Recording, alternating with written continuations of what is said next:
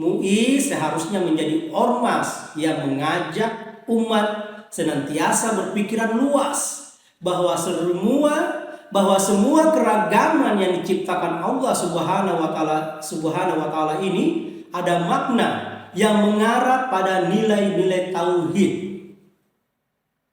Sungguh indah, dan negara benar-benar bisa hebat jika keberadaan MUI seperti itu.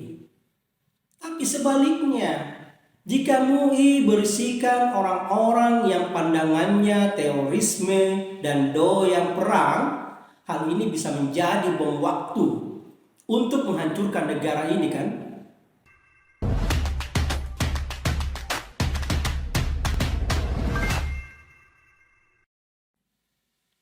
Halo, MUI yang digawangi oleh Anwar Abbas langsung bereaksi ketika Menteri Agama Gus Yakut akan membuat simpel aturan mendirikan rumah ibadah. Anwar Abbas katanya khawatir akan terjadi kerusuhan di masyarakat. Mungkin yang khawatir itu adalah MUI atau Anwar sendiri, tapi bawa-bawa nama masyarakat. Sebenarnya masyarakat itu bisa santai melihat perbedaan yang ada ini, asal tidak diprovokasi. Dan kehadiran MUI sebagai tempat berkumpulnya para ulama seharusnya bisa menjadi ormas yang menyejukkan masyarakat. Masyarakat bisa menerima pelajaran-pelajaran yang penuh motivasi kemanusiaan dan keadilan. Misalnya nih, membahas perkataan Sayyidina Ali bin Abi Thalib yang berbunyi, "Dia yang bukan saudaramu dalam iman adalah saudaramu dalam kemanusiaan." Nah, pembahasan pencerahan seperti yang telah disabdakan Sayyidina Ali bin Abi Thalib ini bisa diperluas lagi hingga setiap manusia atau masyarakat memahami fungsi yang meneruskan rahmat dan bagaimana membangun kehidupan yang penuh keberkahan. Tapi kalau sebaliknya, umat senantiasa diprovokasi dan diiming-iming surga dan ditakut-takuti neraka, namun di balik harapan dan ancaman itu ternyata ingin menggerakkan umat menjadi beringas untuk kepentingan ambisi politik kekuasaan, maka sampai kapanpun hidup ini tidak akan tenang. Maka sampai kapanpun hidup di negara ini tidak akan bisa tenang jika agama dijadikan alat untuk ambisi politik kekuasaan. Dan sudah pasti negara ini bisa hancur berantakan jika agama hanya dijadikan alat semata, bukan falsafah hidup. Maka karena itulah perang dengan diri sendiri yang lebih penting dan yang harus diutamakan. Karena dalam diri ini ada potensi yang bisa menjadi iblis atau lebih iblis dari iblis. Selama ini MUI diam saja ketika ada banyak penceramah yang menebarkan provokasi. Misalnya nih, penceramah yang menyerang pemerintah, bahkan menuduh pemerintah sebagai PKI. Misalnya si Alfian Tanjung. Kemana suara MUI? Apakah satu geng dengan penceramah provokator ini? Lalu didiamkan begitu saja? MUI yang namanya saja majelis ulama seharusnya berisi orang-orang yang ilmunya tinggi dan bijak. Bukan berisi orang-orang yang dalam pikiran dan hatinya selalu merasa lebih suci atau selalu merasa lebih baik, sehingga kelompok lain tidak berharga di matanya. Dan karena itulah selalu lahir sikap intoleran. MUI seharusnya menjadi ormas yang mengajak umat senantiasa berpikiran luas bahwa semua keragaman yang diciptakan Allah Subhanahu wa taala ini ada makna yang mengarah pada nilai-nilai tauhid.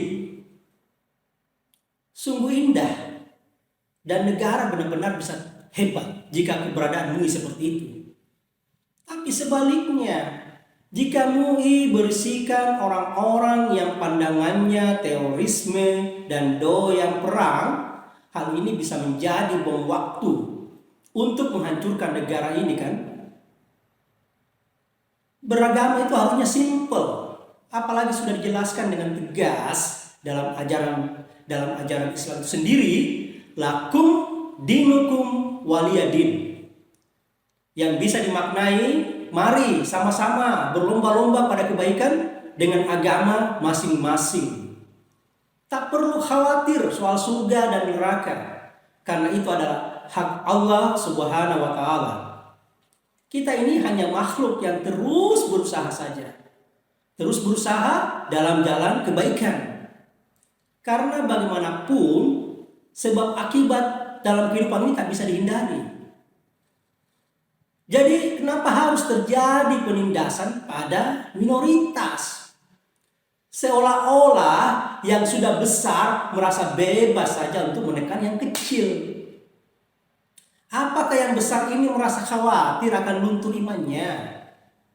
Padahal sudah mengaku paling benar dan paling kuat beriman. Kenapa mesti khawatir? Perlu diketahui juga bahwa MUI nyaris tak pernah bersuara ketika ada kasus pencabulan ataupun predator anak di beberapa pesantren sebagaimana yang telah diberitakan sebelumnya. Seolah-olah dibiarkan begitu saja. Apakah ini masih pantas disebut majelis ulama yang mengantarkan umat menjadi makhluk yang berakhlak mulia? Atau justru sebaliknya akan melahirkan umat yang beringas, yang mengedepankan amarahnya, yang mengedepankan syahwatnya, yang mengedepankan fanatisme buta, sehingga seperti diajak masuk ke ranah jahiliyah. Ketika akan diadakan konser Coldplay di Indonesia, MUI pun bereaksi seperti sok paling bermoral dan sepertinya menganggap nonton konser ini adalah dosa. Jadi MUI apakah dia suci atau gimana? Bukankah lebih baik mendidik umat dengan tepat sehingga tahu apa yang menjadi prioritas, sehingga tak perlu khawatir dengan adanya konser ataupun hal lain. Tapi itulah MUI. Seperti kata Gusmus bahwa MUI ini makhluk jenis apa? Tidak jelas. Karena itulah fungsi MUI seperti hanya ingin mengganggu negara. Bahkan MUI juga bisa ikut berpolitik dengan menjadikan agama sebagai alat. Sebagaimana kita ketahui waktu Pilkada DKI 2017 yang mendukung Anies Baswedan dengan cara mempermasalahkan kalimat Ahok yang telah dipotong oleh Buniani. Padahal MUI kan bisa menjadi pencerah, penengah sebagai moderasi umat. Nah, dari sederet paparan ini, rupanya orang-orang yang ada di MUI seperti Anwar Abbas tidak banyak memberikan kontribusi positif di masyarakat dan negara. Keberadaan MUI seperti ingin merawat sikap intoleransi dengan cara tidak mendukung langkah Menteri Agama menyederhanakan izin mendirikan rumah ibadah. Jadi sebaiknya Menteri Agama tetap melangkah dan mengupayakan aturan yang sederhana ini. Cukup Kementerian Agama saja yang memberi izin pendirian rumah ibadah. Dan saya yakin Kementerian Agama bisa mengatur dan melihat situasi di lapangan. Dan segenap elemen masyarakat dan pemerintahan pasti bisa menjaga masyarakat dari potensi perpecahan. Ya, begitulah. Semoga bangsa ini senantiasa dalam lindungan Allah Subhanahu wa Ta'ala. Amin ya rabbal alamin. Begitulah kura-kura. Syukur katsir.